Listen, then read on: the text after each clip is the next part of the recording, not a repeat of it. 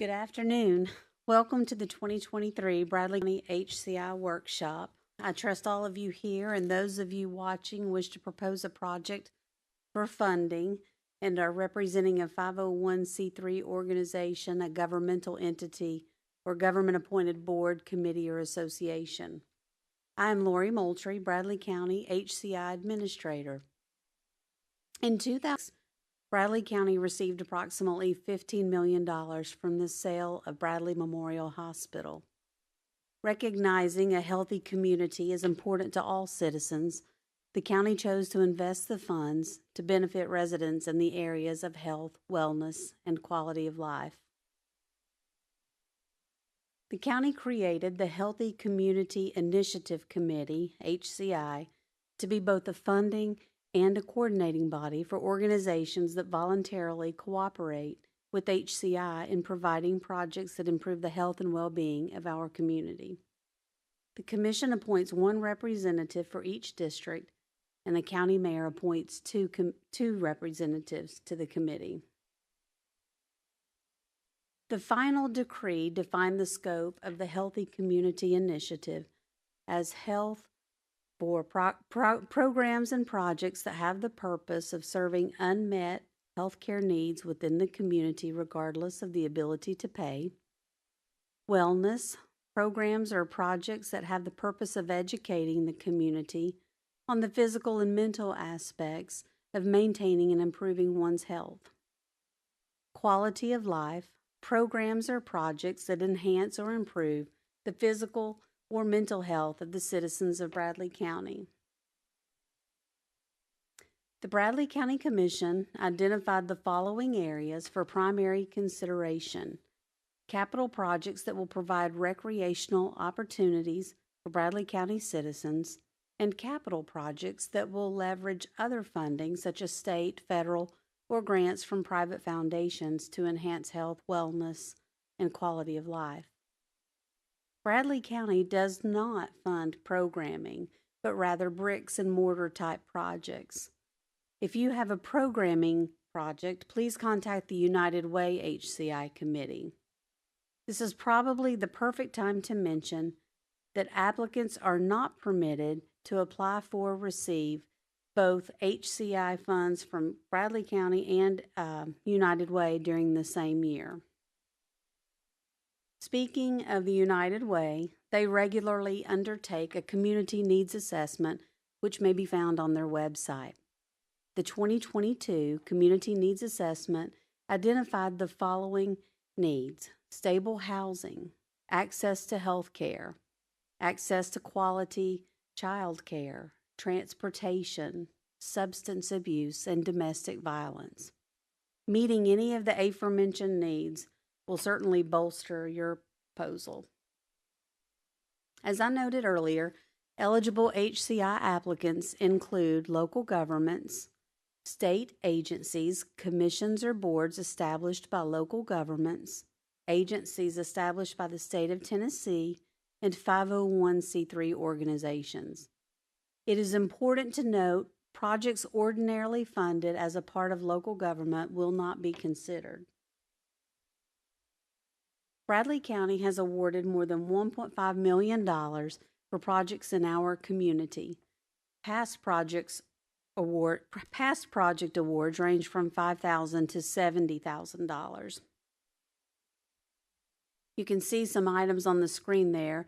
There's a Greenway Bridge near Tinsley Park, the Farmers Market on Urbane Road, a restroom facility at the Civitan Handy Park at Stewart School, an outdoor classroom at Prospect, the Veterans Home, pickleball courts, the old Dobbins-Bennett Bridge on the Candies Creek Greenway, Phase 1, the playground equipment at Freedom Park. The Hoyt Berry Park in Charleston now has two basketball facilities, one regulation size and one smaller one.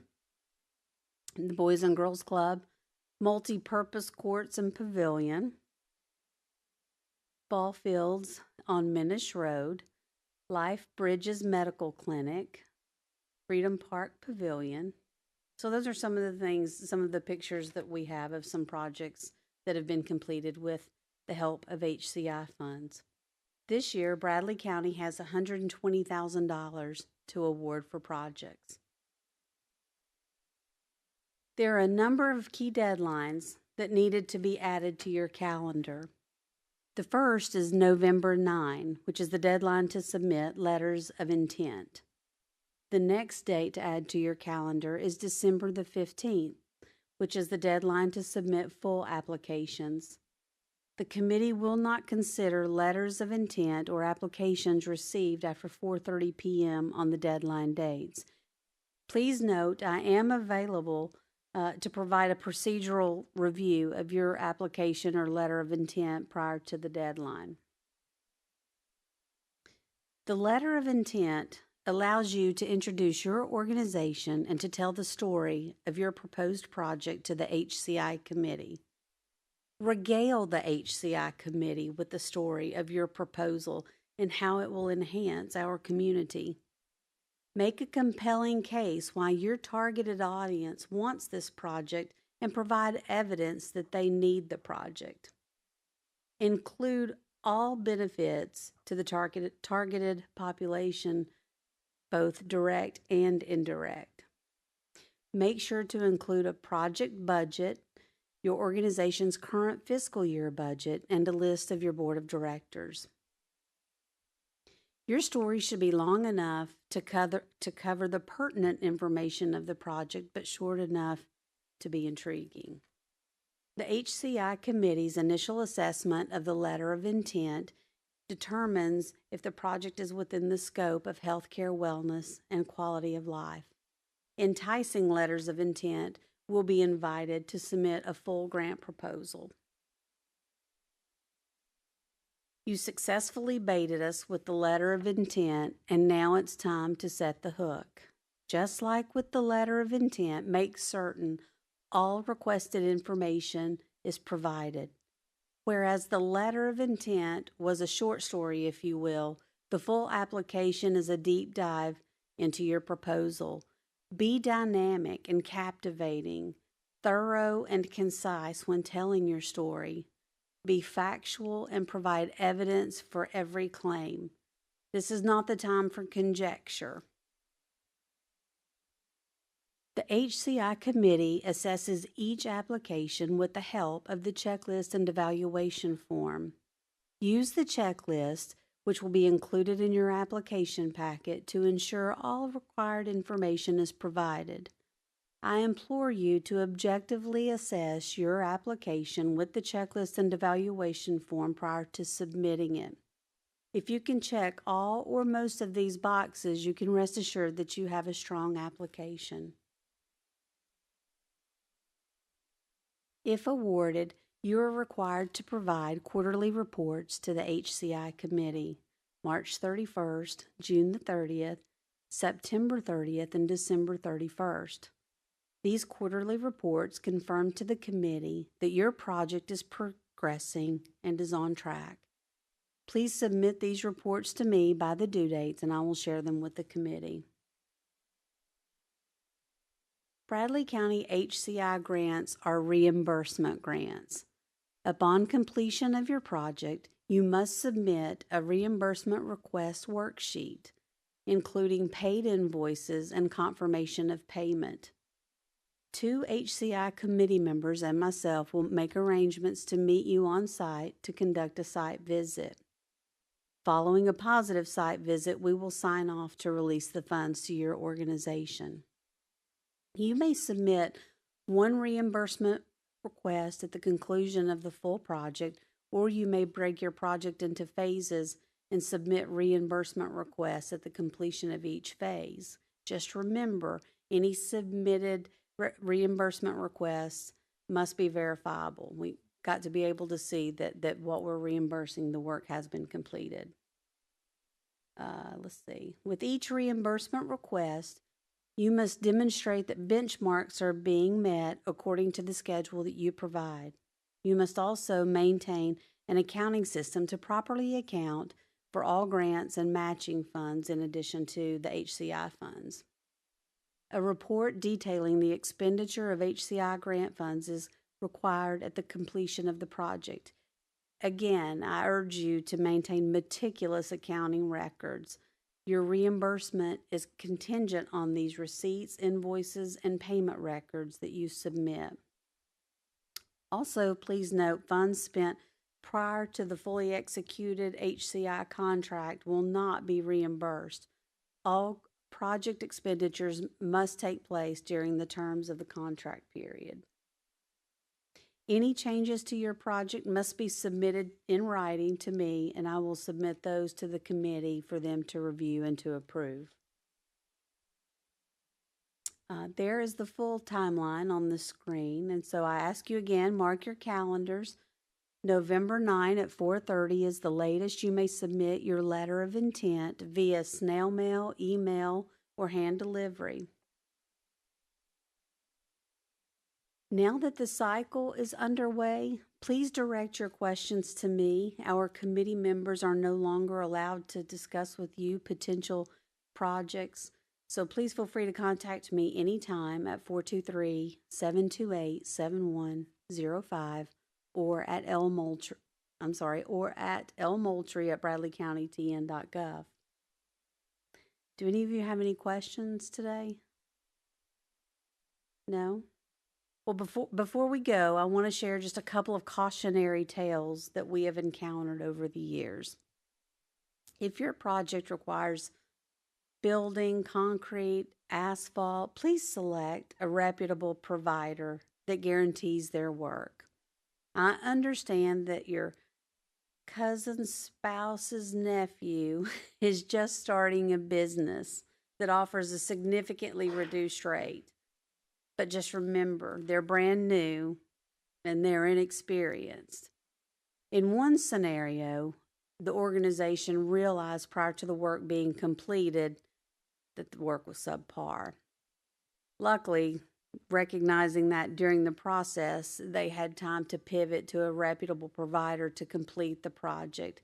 Yes, it cost additional funds, but the project was completed and the community will be able to enjoy their project for years to come.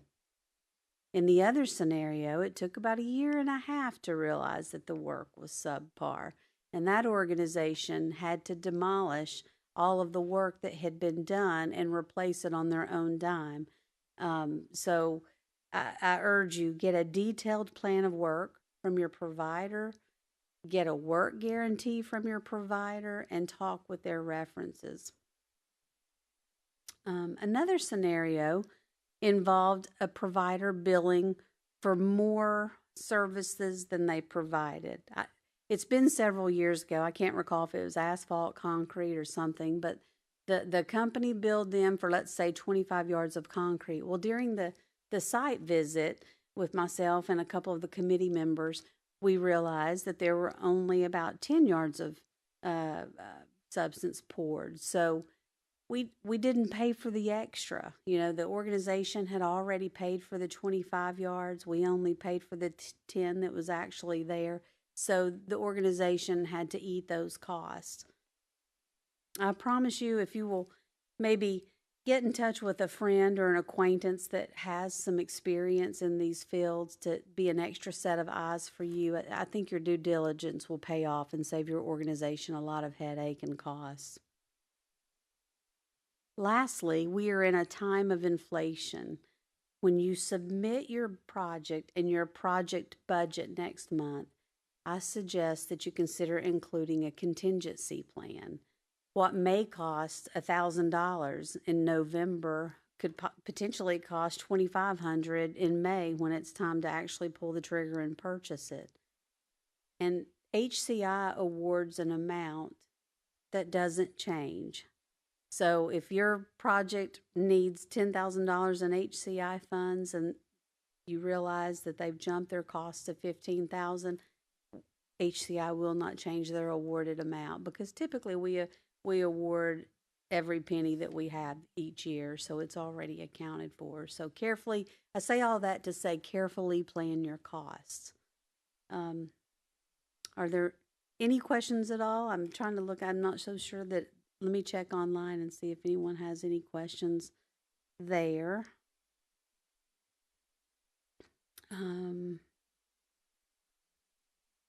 I don't see any. So, with that, I guess thank you for your desire and your efforts to improve our community. I look forward to your proposals, and I wish all of you the best of luck.